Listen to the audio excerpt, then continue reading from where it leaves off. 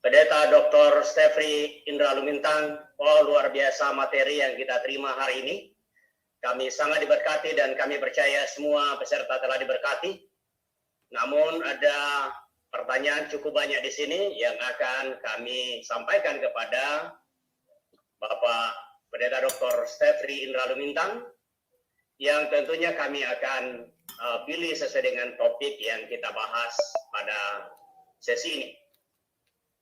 Ya, yang pertama ini ada pertanyaan dari Bapak Yehuda Andrew. Siang Pak Stefri, terima kasih untuk paparannya. Saya punya dua pertanyaan. Yang pertama, bagaimana pandangan Bapak secara khusus tentang teologi kontekstual, teologi lokal dan teologi konstruktif?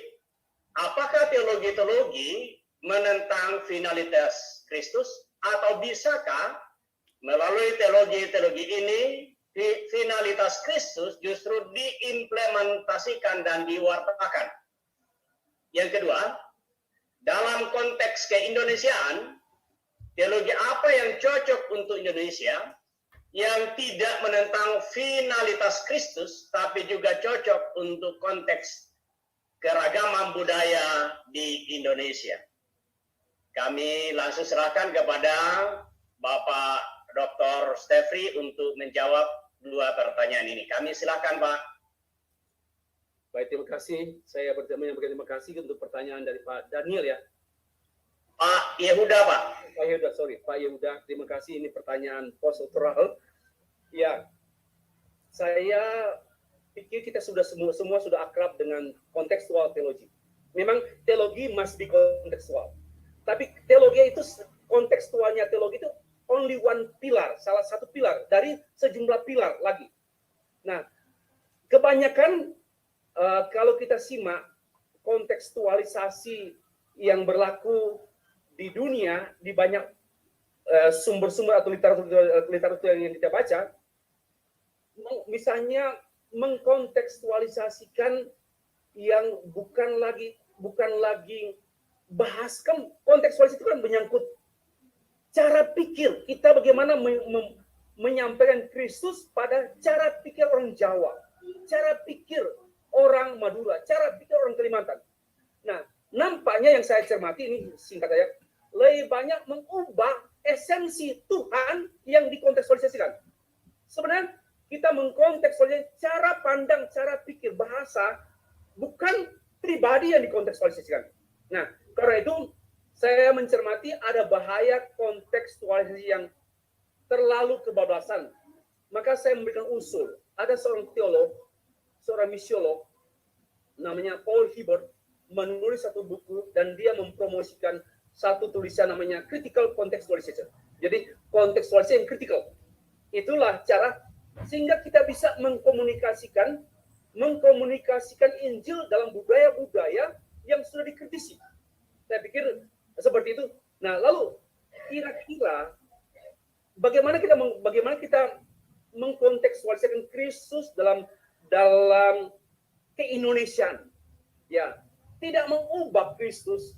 Memang kadang-kadang ya bisa saja yang berubah itu cara pikir, berubah itu bahasa, berubah itu ya, pengertian. Tetapi Christ tidak berubah. Namun bisa disusutkan pada waktu penjelasan. Nah, teologi apa yang cocok untuk Indonesia? Ya, ini pertanyaan cukup luas. Ya, saya harap buku saya akan diterbitkan. Saya baru sedang proses meminta Pak Yudi Latif, beberapa tokoh untuk memberikan komentar terhadap buku saya yang saya tulis mengenai teologi kebebasan beragama di Indonesia. Jadi tinggal kira-kira Pak Yehuda, tema-tema apa dulu untuk kita kaji dalam konteks Indonesia? Ya, kalau mau bilang teologi yang general, Pancasila. Menurut saya teologi yang general sifatnya aman untuk seluruh Indonesia, yaitu teologi ketuhanan, kemanusiaan, persatuan, teologi demokrasi, teologi keadilan. Dan saya pikir itu yang tidak akan mengganggu finalitas Kristus. Itu dulu dari saya. Terima kasih.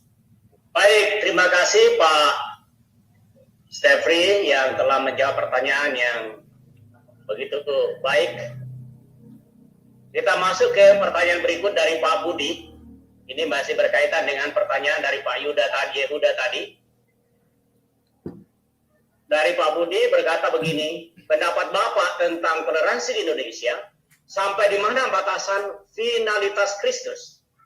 Demikian pertanyaannya Pak Stefri, kami silakan. Baik, terima kasih Pak Budi. Ini juga pertanyaan yang bagus karena saya berdialog dengan Pak Yowas Adi Prasetyan. Ya, beliau mengatakan sebenarnya toleransi ini, dan saya setuju. Toleransi ini sebenarnya tidak bisa dijadikan satu patokan yang utama. Karena begini, contoh dia bilang, kalau saya melihat orang di depan saya mengganggu di transbus ya, lalu ada pemuda yang mengganggu seorang ibu, dan saya toleran, saya oke lah, atau begini, saya berada di public area, kemudian banyak orang merokok, dan saya tidak menegur dia, jangan merokok, ini saya toleran. Nah, toleran ini tidak bisa kita terapkan untuk semua hal, ya. Sampai kita mentoleransi, oke lah, enggak apa-apa kau merokok di depan banyak orang, saya toleransi. Bukan istilah seperti itu. Maka itu istilah toleran itu sebenarnya punya kandungan pengertian yang lebih rendah. Ya, lebih rendah. Yang lebih sesuai dari saya, menurut saya, kita mengintegrasikan. This is my proposal. Jadi, menurut saya, yang lebih sesuai untuk saya, Pak Budi, bagaimana kita mengintegrasikan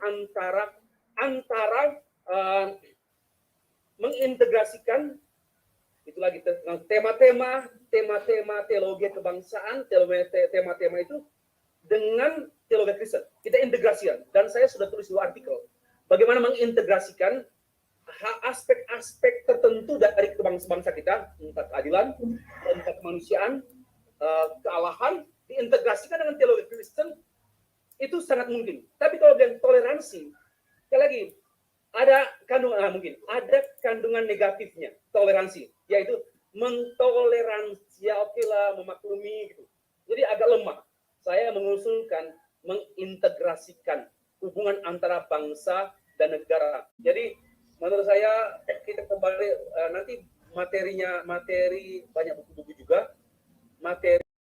Jadi kalau mau jujur, mari kita diagnosa jemaat atau orang Kristen Indonesia, apakah memang banyak yang terpanggil, sedikit yang terpilih, apakah hanya orang-orang yang secara terbuka menyatakan Yesus bukan juru selamat? Apakah hanya dia yang dapat dikategorikan telah bertentangan dengan pengakuan gereja yang sehingga disebut heresi? Menurut saya banyak sekali orang yang kan menyangkut core belief system, tidak bisa diubah sedikit pun, tidak bisa dikurangi sedikit pun. Christ, dia satu-satunya dari yang satu, bukan dari yang banyak. Simplicitas, dia tunggal, simplicitas, dia tidak terdiri dari, dia satu-satunya, dia singularitas. Ketunggalan Kristus itu ada ketunggalan simplicitas dan ketunggalan yang singularitas. Nah, sehingga dari yang jalan lain. Nah, tapi banyak orang berupaya untuk melihat Yesus ya dengan praktis, aspek kebergunaan, aspek komparatif. Setelah dibanding-banding ya antara Yesus dan ini, ya beli Yesus lah. Ini bagi saya sebenarnya itu dia belum percaya. Dia hanya beragama. Dia belum percaya. Dan memang betul Pak John Cianeper mengatakan dia sasaran Injil. Betul. Masih menjadi sasaran Injil. Karena itu mengapa Pak Stephen Tong begitu berkobar-kobar untuk hadir di banyak negara di kantong Kristen untuk apa? Proclaiming tentang Kristus di banyak kantong Kristen. Karena yaitu Kristus belum final di banyak orang Kristen. Dan bahkan Kristus belum final di banyak gereja. Itu jawaban saya. Terima kasih. Baik, terima kasih Pak Stefri. Kami akan lanjutkan lagi dari Pak Tony Tobing. Ya, beliau berkata begini, ada sebagian orang yang tidak setuju dengan penggunaan Allah Bapa, Allah Anak, Allah Roh Kudus. Karena terkesan ada 3 Allah. Bagaimana dengan bagaimana tanggapan Bapak? Kami silakan Pak Stefri. Ya Pak Tony, sebenarnya kan pembahasan saya lebih ke finalitas ya, bukan pada tunggal. Saya sedang menyiapkan satu artikel karena saya diminta untuk menjadi pembicara juga di GPDI Jawa Timur. Ya, GPDI itu Pertemuan Pendeta-pendeta Jawa Timur. GPDI dan saya ditugaskan oleh GPDI untuk membahas mengenai Tritunggal dan saya akan tulis di dalam bentuk artikel. Jadi sebenarnya tadi pun sudah dijelaskan oleh Pak Rubin Adi ya tentang Bapa, Anak dan Roh Kudus. Persoalannya begini. Kalau saya share ulang ya, yang materi saya tadi, coba saya share ulang. Kalau kita bisa memahami yang namanya pre-understanding atau yang namanya starting point, persoalannya orang gini, orang bertanya-tanya tentang yang sudah selesai. Sebenarnya persoalan 3 pribadi, 1 esensi itu sudah selesai oleh gereja. Namun ternyata belum selesai di banyak warga gereja, bahkan sedihnya di banyak pendeta gitu. Belum selesai. Kenapa? Mereka belum memiliki yang namanya yang saya katakan tadi ini starting point-nya atau dalam bahasanya John Frame belum memiliki yang namanya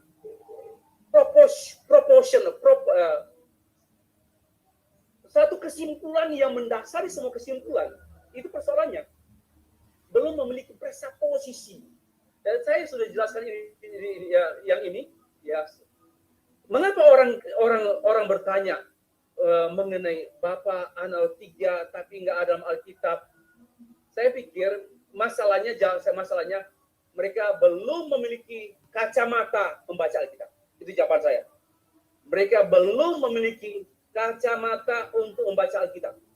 Ya, mereka baru memiliki kacamata lain, bisa kacamata Islam, kacamata Kristen nominal, kacamata Kristen fundamental, kacamata Kristen dan sebagainya.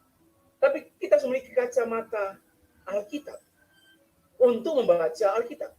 Dan di antaranya saya sudah afirmasi, konfirmasi. Kalau mengerti ini, kalau memiliki ini, lalu ada kesimpulan awal, maka pertanyaan-pertanyaan mengenai 3 pribadi itu sudah selesai. Dan saya memang tidak menjawab. Ya, saya harap kita bisa buka lagi mungkin panitia buka khusus tentang Tritunggal. Ya, kalau boleh kita buka khusus topik tentang Tritunggal. Baru kita buat kolokium Tritunggal lagi. Oke, demikian pembicaraan saya. Terima kasih. Baik, terima kasih, Pak. Kemudian ada pertanyaan dari Pak Petrus. Pertanyaannya begini. Bagaimana memahami finalitas Kristus dalam perspektif logos yang berinkarnasi? Bukankah inkarnasi Yesus hanya sebatas di dunia ini? Mari disilakan Pak Stefri. Ya, terima kasih.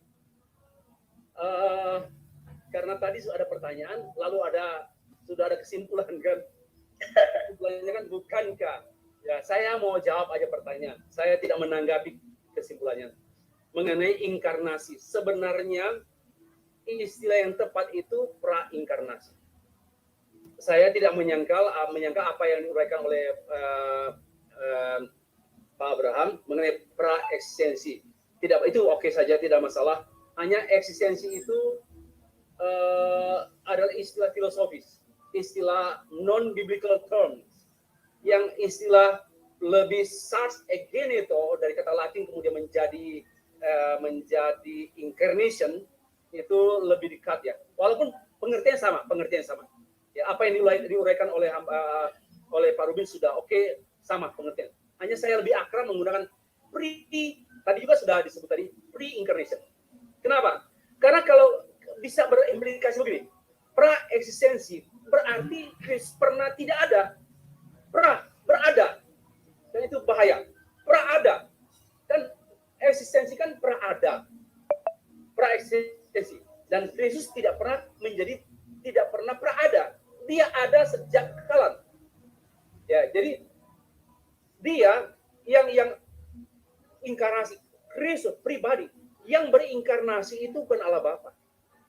Yang berinkarnasi itu adalah Allah Anak, pribadi kedua Allah Tritunggal, yang menjadi manusia dan menggunakan istilah logos. Logos yang dimaksudkan bukanlah logos dalam pengertian Yunani yang hanya ide. Yunani memahami logos itu hanya ide tentang sesuatu yang maha, bukan Yamaha Honda, bukan, yang maha tinggi, yang maha besar, hanya ide, bukan impersonal. Namun logos yang pra inkarnasi sudah dalam bentuk pribadi Allah. Jadi dia tidak menjadi pribadi when he became human being. Ini keliru. Kalau kepribadian Yesus itu sudah ada sebelum pra-inkarnasi. Ya, sudah ada. Dan dia mewujudkan pribadinya dalam rupa manusia. Bukan menjelma. Ini bukan jelmaan. Kristus bukan jelmaan. Tetapi istilah yang digunakan dalam bahasa Yunani, sars geneto, menjadi, betul-betul jadi. Bukan jelmaan-jelmaan. Kita harus buang kata jelmaan dari daftar kata teologi Indonesia. Buang itu jelmaan. Itu Nyai Roro Kidul punya term. Ya, dia menjadi, betul-betul menjadi real. Nah, menjadinya itu dalam rupa manusia yang teraba, terlihat, tercium, terpukul, tertendang seperti yang dialami oleh dia. Namun pribadinya itu bukan baru roh masuk, bukan, tapi sudah sejak kalang dia berpribadi, dan pribadi itu pribadi logos yang mengambil rupa manusia, sehingga tidak ada perubahan. Ya, di sini tidak perlu ada terjadi perubahan, hanya ada pengungkapan. Oke, itu jawaban saya. Terima kasih.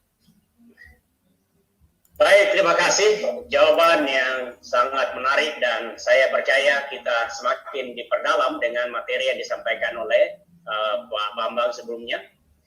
Kita masuk kepada pertanyaan dari Pak Joseph. Beliau berkata begini, izin bertanya, bagaimana tanggapan dengan ajaran yang mengatakan bahwa Yesus hanya manusia, bisa saja tanpa natur Allah saat ada di dunia? Buktinya, sebagai manusia, ia bisa dicobai oleh iblis. Terima kasih. Demikian Pak Sepri. Ya, terima kasih tadi Pak Abraham sudah begitu proklamatif, ya, deklaratif sekali. Kealahan Yesus itu, kealahan dan sebagainya itu sudah, saya pikir menduga-duga saja. Ini pertanyaan orang, ya, saya tidak mengatakan bahwa yang bertanya itu, ya, mungkin dia mendengar orang berkata, ya, tetapi ini orang yang bertanya tentang Alkitab tapi nggak pernah buka Alkitab, itu masalahnya. Coba, bagaimana orang bertanya tentang Alkitab tapi nggak pernah buka Alkitab? Karena Alkitab itu bagi saya begitu transparan tentang the deity of, tentang kealahan Yesus. Wah, terlalu penuh seluruh, not only di New Testament tapi juga di perjanjian lama, bahwa Yesus itu bukan Yesus perjanjian lama, bukan Yesus perjanjian baru, tapi dia Yesus antar perjanjian. Karena dia adalah inti perjanjian, maka from Genesis until Revelation, the core is Christ. Maka dan Christ itu adalah Allah, dan kealahan Yesus itu sudah diungkapkan oleh Pak Abraham tadi dengan begitu gamblang. Saya cuma mengkritisi saja bahwa pertanyaan tadi mungkin diteruskan dari orang yang tidak baca Alkitab tapi menanyakan Alkitab. Menurut saya lucu. Kalau menanyakan luar Alkitab boleh, berapa jumlahnya, tapi menanyakan isi Alkitab tapi tanpa membaca Alkitab, ini sulit. Lalu membuat kesimpulan seperti itu. Jadi menurut saya kita kembali nanti materi banyak buku-buku juga. Materi Pak Abraham sudah diberikan kepada panitia, saya sudah lihat juga, dan panitia akan mengatakan akan memberikan kepada semua peserta. Materi saya pun akan saya setuju diberikan kepada semua peserta, sehingga bisa juga mengkritikan, karena ini kan kita banyak hambatan. Bapak Ibu perlu mencermati kalimat saya juga, perlu waktu. Jadi sekali lagi saya hanya mau mengomentari pertanyaan tadi, bahwa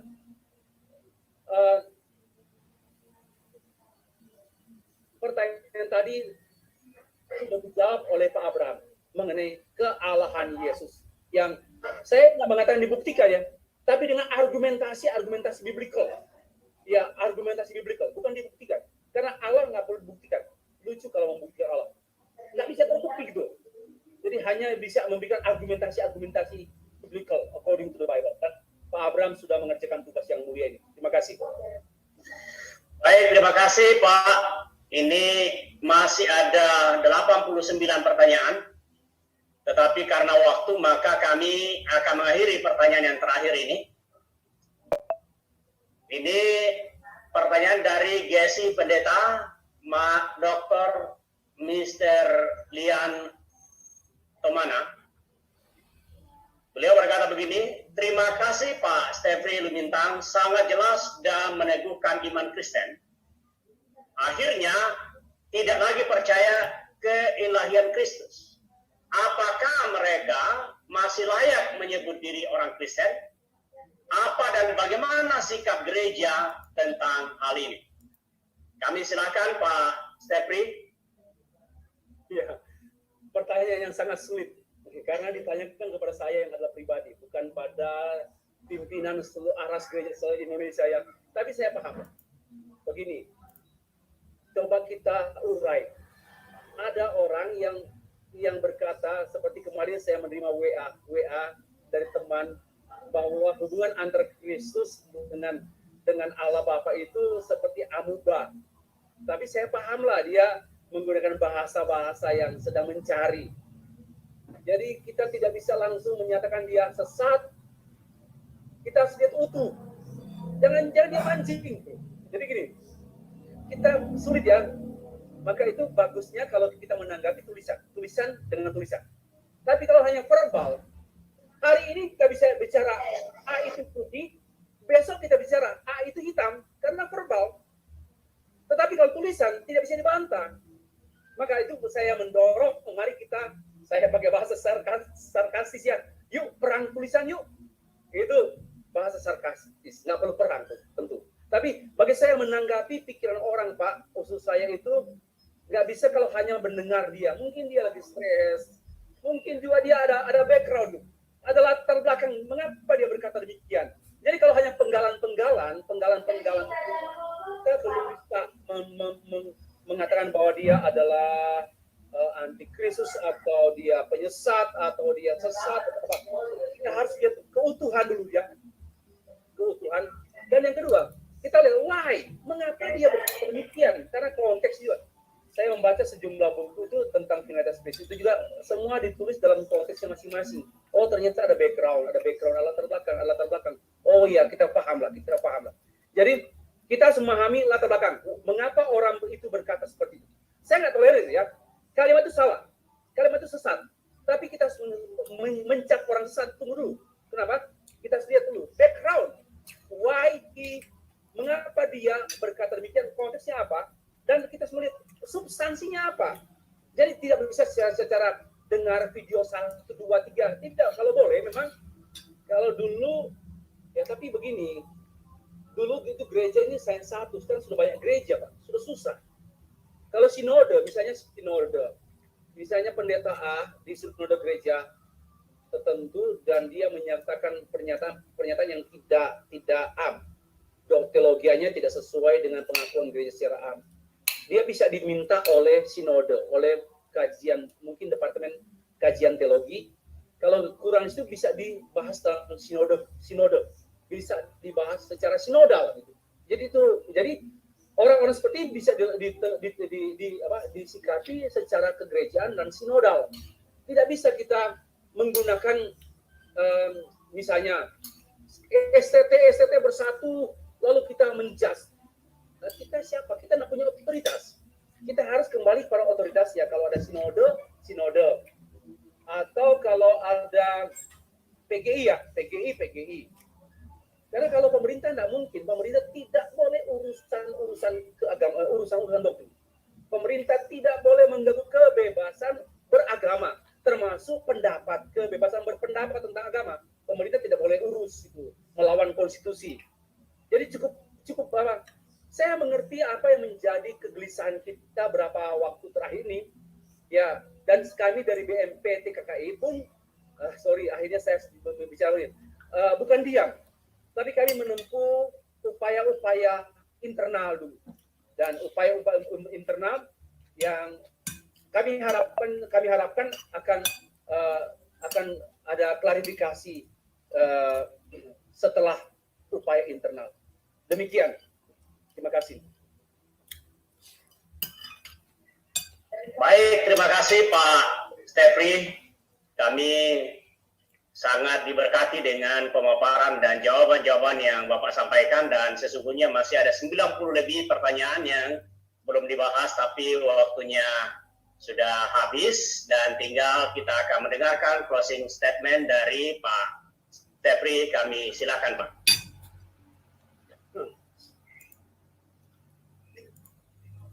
Saya cari-cari ini pernyataan penutup saya ini gini saja ya, bahwa Finalitas Kristus itu adalah jantung gereja, jantung orang percaya. Karena itu sehat sakitnya pemahaman gereja, pengakuan gereja mengenai Finalitas Kristus mengungkapkan sehat sakitnya gereja tersebut. 2. Kalau kita betul-betul menjunjung tinggi finalitas Kristus, dia only Christ alone, maka itu akan tergambar pada sikap ketenangan kita di tengah badai. Tenang di tengah badai. Why?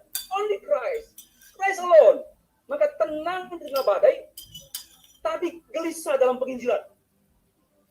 Itu closing statement saya. Terima kasih. Baik, terima kasih penjelasan dan uraian pertanyaan dan jawaban-jawaban terhadap pertanyaan yang luar biasa dan closing statement yang begitu tegas yang saya percaya sangat memberkati kita semua. Bapak dan Ibu para peserta, baik yang di Zoom meeting maupun di YouTube, live YouTube, mari kita beri aplaus untuk pembicara kita yang luar biasa.